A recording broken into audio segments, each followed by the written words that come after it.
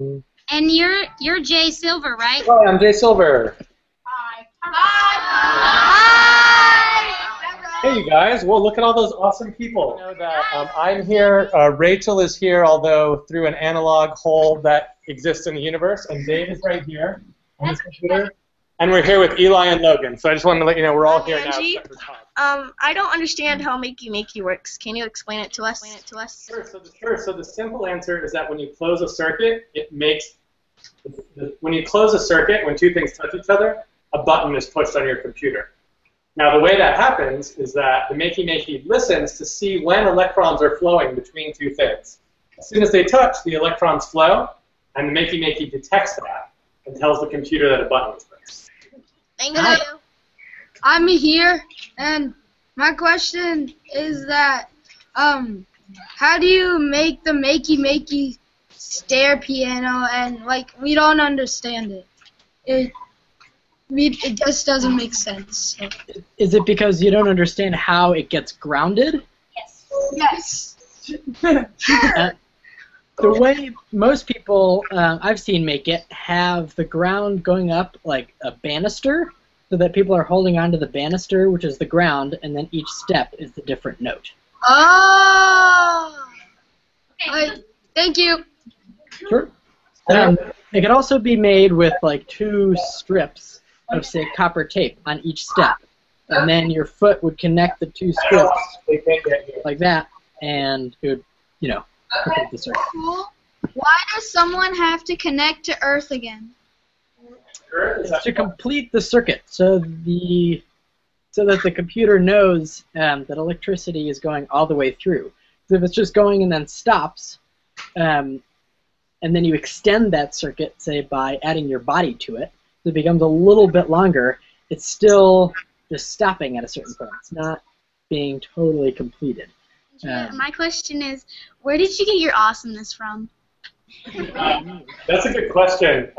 Awesomeness lives inside every human being, Alexandra and every kid in that class, and so you're born with it, and I was born with it, and so the question is, how can you stop other people from stopping you expressing that awesomeness? So you already have it. The question is, how do you make sure no one stops you from letting it out? What inspired you to make Makey?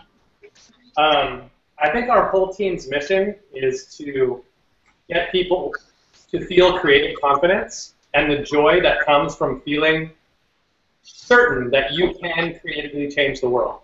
That's creative confidence. So that basic idea and the excitement that our whole team feels when we imagine people all over the world feeling, I can change the world I live in, when people feel that way, we get so excited, and that inspires us to make things like it. Thank you. For you is, how did you come up with the design for the circuit board?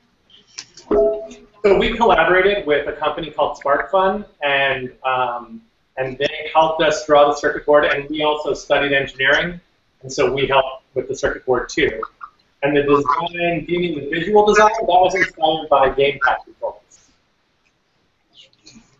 I'm making my own game on Scratch with my friend, and right now it's a 2-player game. And was it easy for you to make the Makey like control pad? So it's super exciting that you've chosen a game as a way of exploring, what you want to create. Because creating a game it's a big challenge, and Scratch is a great platform for doing that. And the Makey is a great way of controlling it. So I mean, we're very keen to see what you come up with and what you create. Nice, thanks, Dave. We really are excited. So, what gave you the idea that you could control a computer with a banana?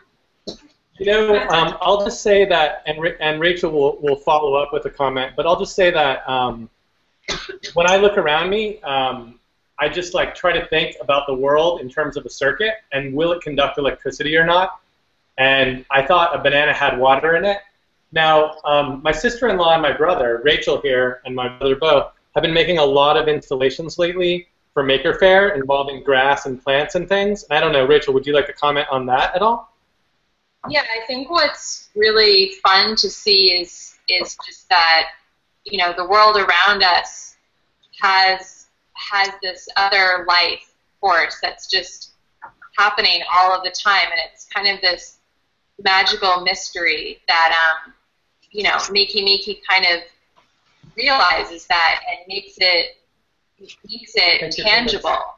And so one thing that I really like doing with Makey is using organic objects like trees and grass and flowers, and I think that it just makes everything, it makes that magic just really shine. And That's cool. So I guess it was mostly a touch and go process.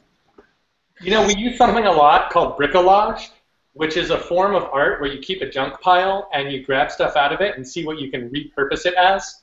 So I definitely believe in touch and go, especially with respect to being creative on the fly, following serendipity, and repurposing objects from the world around you.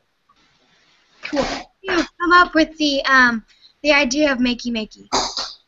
To make Makey, we made 100 different toys, and one of them ended up being Makey. And that's kind of the way I like to think about solving problems in the world. If I have a problem, I try not to solve it directly unless I need to right away, if it's like a research problem, right? Instead, I try to come up with a way of thinking about how to solve the problem, and then try to solve that problem in many different ways and see which one works. It's really hard to just guess how something's going to work, so you kind of have to try it, and then try it again, and try it a new way. So I guess I would say the way we came up with Makey was by trying to make all different types of circuits and see what would happen, because we didn't always know ahead of time. You can only plan so far. We have to invent a game controller for a game we created in Scratch, but I'm having a hard time connecting these two ideas. What is the best way to come up with ideas? Liam, do you state that there's no such thing as a bad idea, and everybody comes up with like the wackiest ways to solve the problem, where all ideas are allowed, and then kind of narrowing it down and seeing what works and what doesn't work, and then just trying it. If you've got an idea that you think might work, trying it is the only way you really will find out if it's going to work or not. And sure. So I just wanted to follow on and say the best way to get started with something is to get started with it. So what do I mean by that? Let's say you're trying to learn archery and you want to learn to shoot a bullseye. Well, you don't just pick up the bow and arrow and shoot a bullseye. Instead, you pick up the bow and arrow and you drop the arrow, and then the next time you shoot it and you miss the whole target, and slowly you learn to hit the bullseye. So along those lines, how do you get started with Makey and Scratch? Well, maybe start by finding a one-button game in Scratch that does something when you hit the spacebar.